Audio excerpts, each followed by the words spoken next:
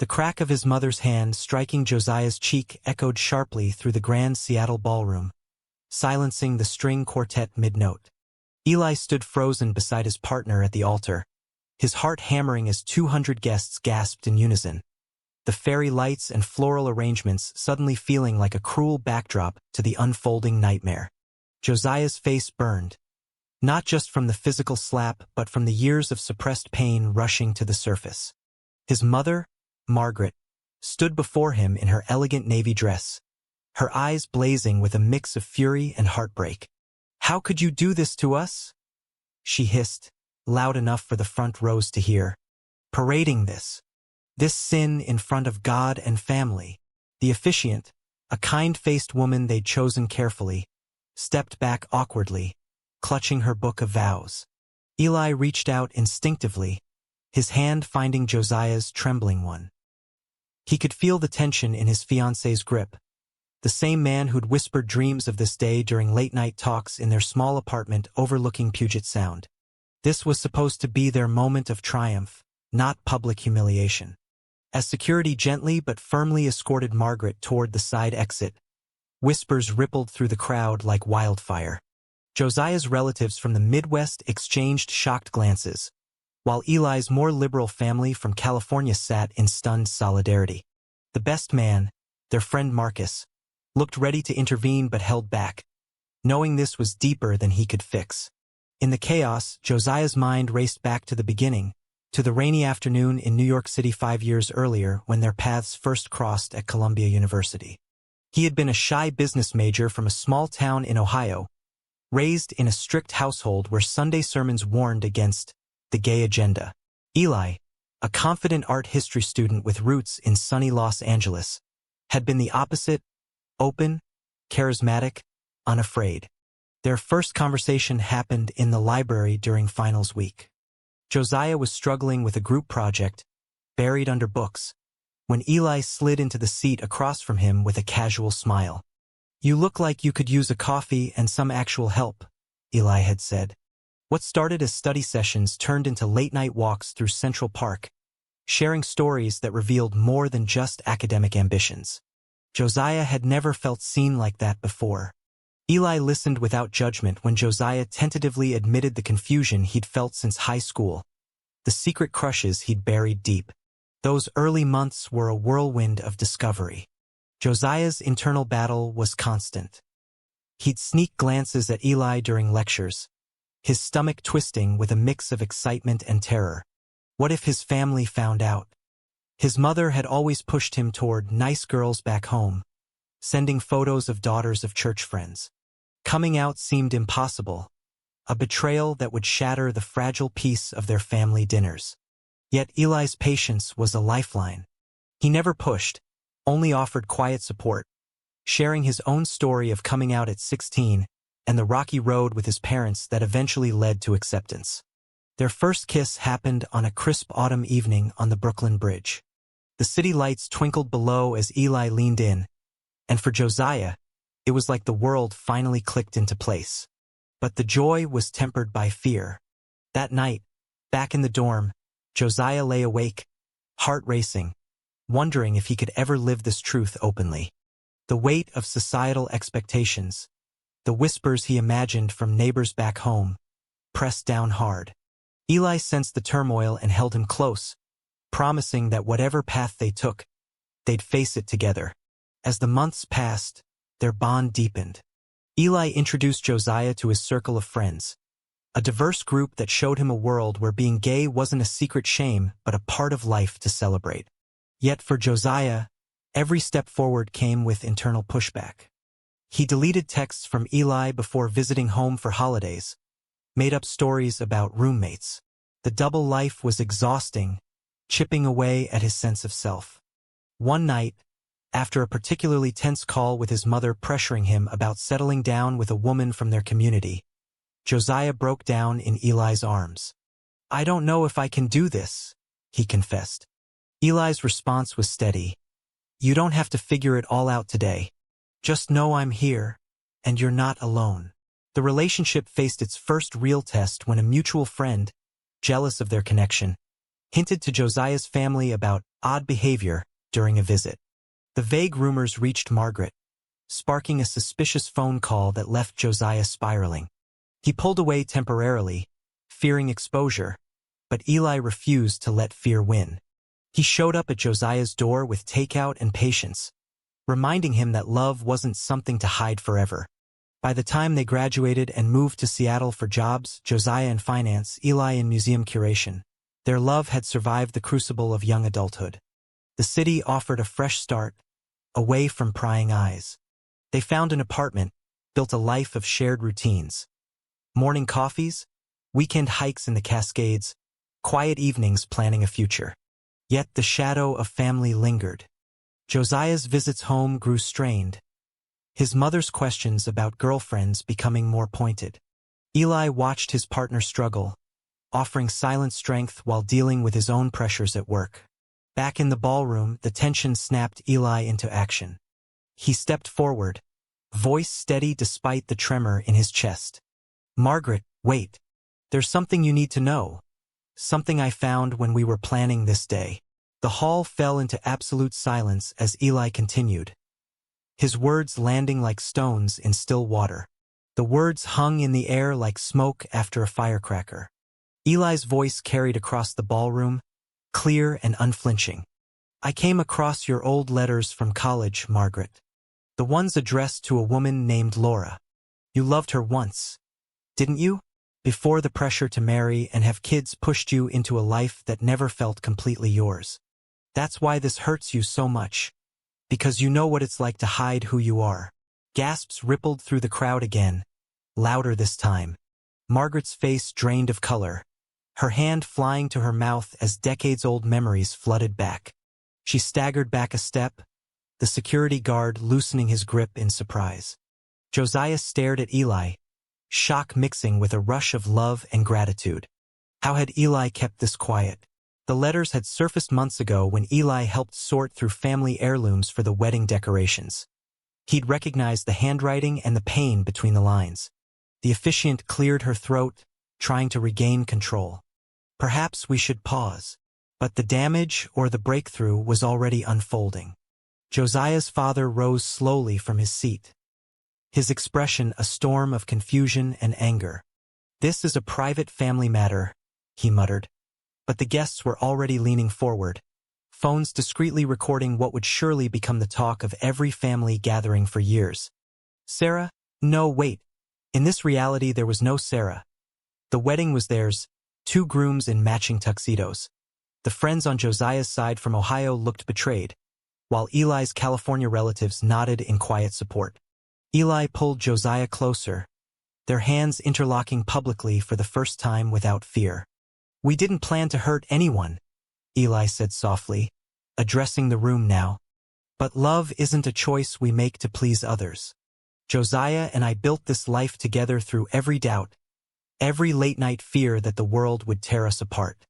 If this day ends here, at least it ends with truth."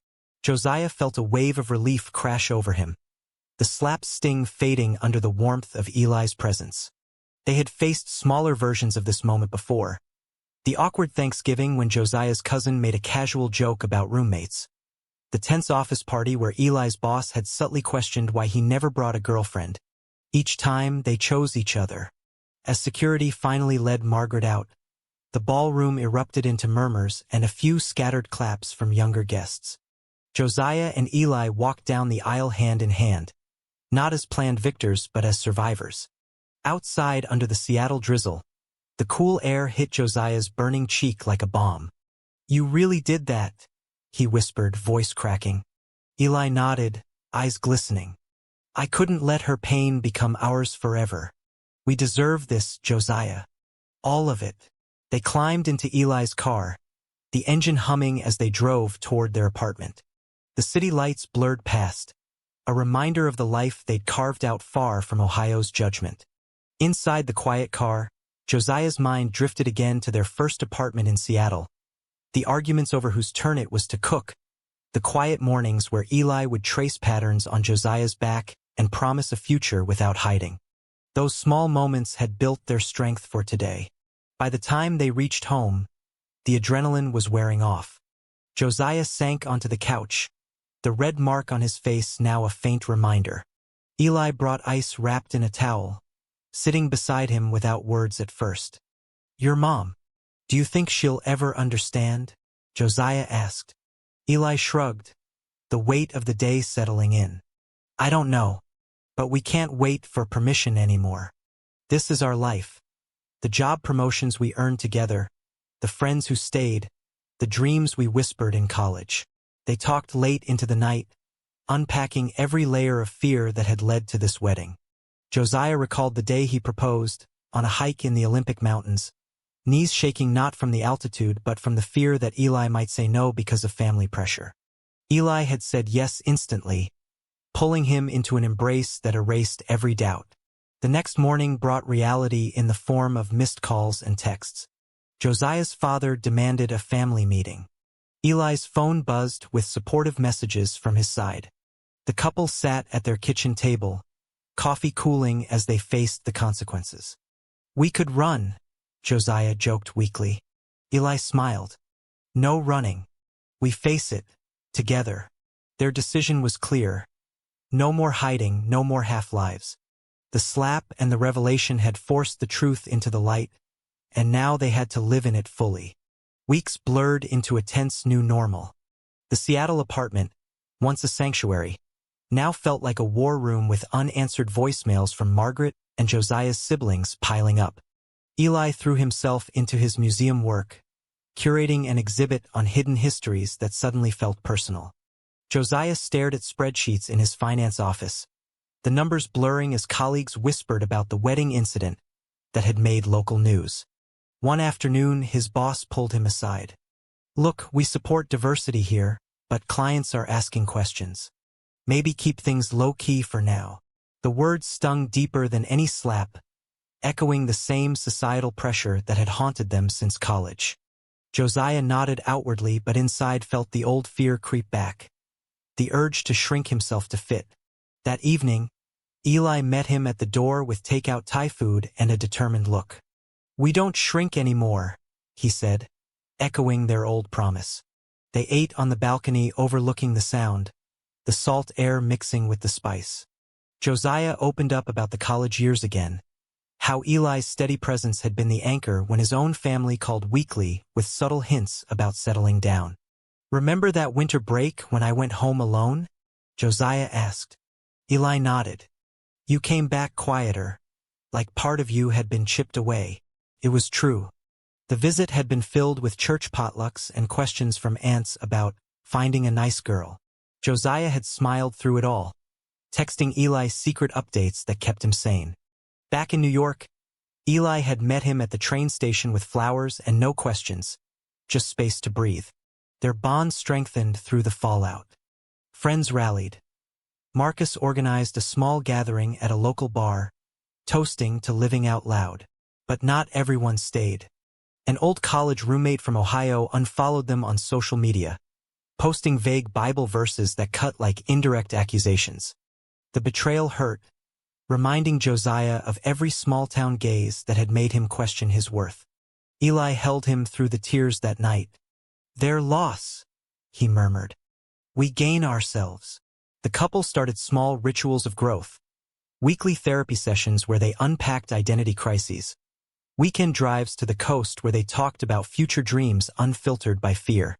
Josiah began volunteering at a local LGBTQ youth center, sharing his story of coming out late and the cost of hiding. The kid's wide eyes mirrored his younger self, and for the first time he felt purpose beyond survival. One Saturday, a letter arrived from Margaret. Not an apology but questions, tentative, pained. "Did you really find those letters? Was I that obvious?" Josiah read it aloud to Eli, voice steady. The revelation at the wedding had cracked something open in her. Eli suggested meeting halfway, in a neutral coffee shop outside the city. "No pressure," he said. "But if she's reaching, we meet her there." Josiah agreed, though anxiety knotted his stomach. The drive there replayed their journey. The first fight in their New York dorm over Josiah's hesitation to hold hands in public, the triumphant move to Seattle where they finally kissed on the street without glancing over shoulders. Each memory built the courage they carried into the meeting. Margaret arrived early, eyes red-rimmed. The conversation was halting at first. Accusations mixed with admissions. "I thought I was protecting you," she said. Eli gently shared more details from the letters, how Laura had been her roommate, how family expectations had forced a different path. Josiah watched his mother soften, the first real crack in years of walls. They didn't leave with hugs, but with an invitation for dinner next month. Driving home, Josiah squeezed Eli's hand. "This is growth," he whispered. "Not perfect, but real." The days that followed brought more texts, more tentative bridges. Work pressures eased as colleagues saw their quiet strength. The couple's emotional journey deepened, turning pain into shared purpose. The dinner with Margaret came sooner than expected. They chose a quiet Italian place in Bellevue, neutral ground with soft lighting and no family heirlooms to trigger old ghosts. Josiah arrived with Eli, heart pounding like it had during that first library meeting years ago. Margaret sat alone at the corner table, fiddling with her napkin. Conversation started stiff, weather, Josiah's job, but Eli steered it gently toward honesty. "Those letters showed me you fought the same battle once," he said. Margaret's eyes welled. "I was scared. The world back then, it wasn't kind." For the first time, Josiah heard her vulnerability, the regret that had fueled her rage at the wedding. He shared his own fears from Ohio, the sermons that made him feel broken. Eli listened, adding stories of his California upbringing where acceptance came easier but still carried its own pressures at work. By dessert, the air had lightened. No full forgiveness yet, but a promise to try. "I want to know my son," Margaret said quietly. Josiah nodded, the weight lifting slightly. Driving back, he turned to Eli. "You were right about the secret. It opened a door." Their relationship felt renewed, stronger for the public test. At the museum, Eli pushed for an exhibit on queer history, channeling the revelation into creativity. Josiah advocated for inclusive policies at his firm, turning personal growth into action. Yet challenges persisted. A former friend from Ohio posted online about the family embarrassment, stirring old doubts. Josiah spiraled one night, questioning if their love cost too much. Eli held him, recounting their sacrifice. The career move to Seattle that meant leaving Eli's dream job in New York, the holidays skipped to avoid conflict. "We chose each other every time," Eli reminded him. The misunderstanding cleared by morning, replaced by a deeper commitment. They planned a small renewal ceremony for close friends, no grand hall this time, just authenticity. Societal stares still followed them in conservative neighborhoods, but they walked taller. Josiah's internal crisis eased as he embraced his identity fully. No more deleted texts or excuses. Eli found peace in supporting him, his own growth coming through patience and advocacy. Their days filled with ordinary joys. Cooking together, laughing over old college stories, planning a trip back to New York to revisit the bridge. The emotional journey had shifted from survival to thriving, each decision reinforcing their bond against lingering prejudice. The renewal ceremony was simple, held in a friend's backyard garden overlooking the water. String lights twinkled softly, a far cry from the grand ballroom. Marcus officiated this time, his voice warm as he spoke of resilience. Josiah and Eli exchanged new vows, hands steady now. "I choose you every day, through every slap in secret," Josiah said. Eli smiled. "And I choose us, no more hiding." The small crowd, their chosen family, cheered. Margaret attended, sitting quietly in the back row. She approached afterward, hugging Josiah awkwardly. "I'm trying," she whispered. It wasn't everything, but it was progress. Life settled into a new rhythm. Eli's exhibit opened to acclaim, drawing crowds that included surprised relatives. Josiah received a promotion, his advocacy earning respect. Yet a new test arrived when an old coworker outed Josiah subtly in a meeting, questioning his lifestyle during a client pitch. The betrayal echoed college rumors. forcing Josiah to confront it head-on. He stood firm, sharing enough of his story to humanize the moment. The client listened, impressed by the honesty. Eli waited at home that night, proud but worried. Their conversation stretched late, unpacking the sacrifice of visibility. "It costs, but it frees us," Eli said. Family ties strengthened slowly. Margaret visited Seattle, joining them for a hike where conversations flowed easier. Josiah saw her growth mirroring his own, both learning to release old scripts. Eli's family hosted a gathering in California, welcoming Margaret as part of the circle. Misunderstandings still surfaced, like a cousin's awkward comment, but the couple handled them with grace. Their personal growth shone in small choices, Josiah volunteering more, Eli mentoring young artists. The relationship evolved into partnership of equals, each supporting the other's dreams. One evening, overlooking the Sound, they reflected on the journey from New York rain to Seattle sun. "We almost lost it all at that altar," Josiah said. Eli pulled him close. "But we gained everything." The climax of their story approached as they faced one last family gathering back in Ohio, where old prejudices lingered. They prepared together, decisions weighed carefully. The emotional stakes rose, but so did their resolve. The Ohio trip tested everything. Margaret hosted a backyard barbecue. Relatives gathered with cautious curiosity. Josiah felt the old stares, but Eli's hand in his grounded him. Conversations turned honest when an uncle pressed about choices. Josiah spoke calmly of his path, Eli adding context from the letters. Margaret surprised everyone by defending them quietly. "I understand now," she said. The air cleared, not completely, but enough for tentative acceptance. Driving away, Josiah exhaled years of tension. "We did it." Back in Seattle, life bloomed. They bought a house with a view, symbols of stability earned through every conflict and choice. Eli's career thrived with new exhibits. Josiah led diversity initiatives. Their bond, forged in college whispers and wedding revelations, became unbreakable. Friends noticed the change. Deeper laughter, effortless support. The journey had transformed them. Josiah from hidden fear to open strength. Eli from quiet anchor to vocal advocate. Family visits grew warmer, societal pressures less defining. One quiet morning, coffee in hand, they sat on the porch. "Look how far we've come," Josiah said. Eli nodded. From that slap to this piece. Their story wasn't perfect endings but ongoing growth. Relationships mended, identities embraced, decisions honored. The world still held challenges, but they faced them united. True or false? Can a single family revelation overcome years of deep prejudice? Or is acceptance a longer, quieter battle?